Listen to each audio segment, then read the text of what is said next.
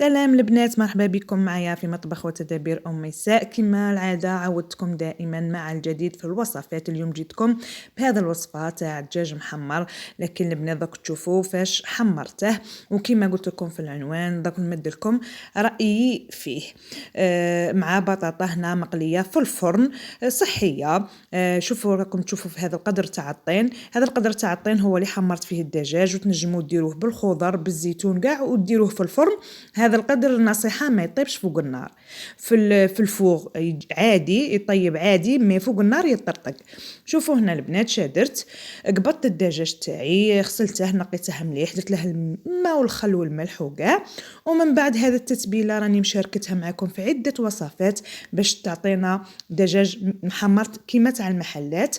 هنا المكونات كاع وسر التحميره تاعهم كيما قلت لكم المغرف تاع الحسل.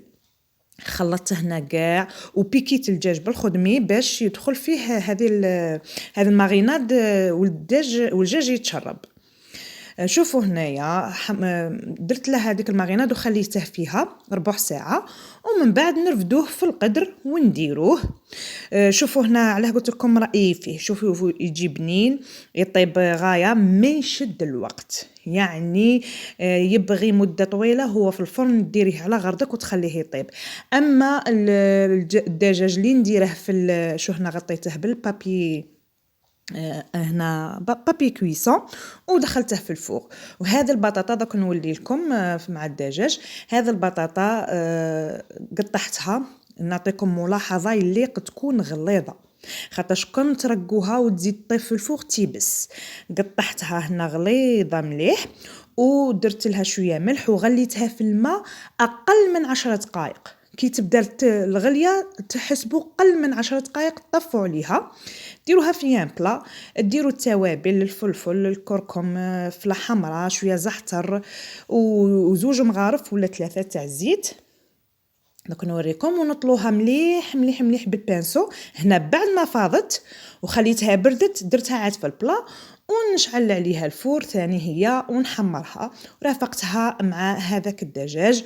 وهنا كما كنت نقول لكم على هو الدجاج تاعي هنا طاب مدة معايا مدة، يعني طاب مدة. تنجموا ديروا الزيتون، تنجموا ديروا الخضر، كل شو تبلعوا عليهم وتخليهم يطيبوا في الفوغ.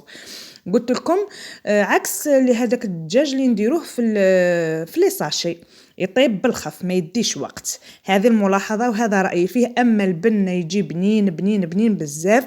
وكنت باغي ندير لكم البنات واحد لاستيوس باه يجي فيه الكو تاع الفحم، يعني يجي كي تاع الفحم تاع برا.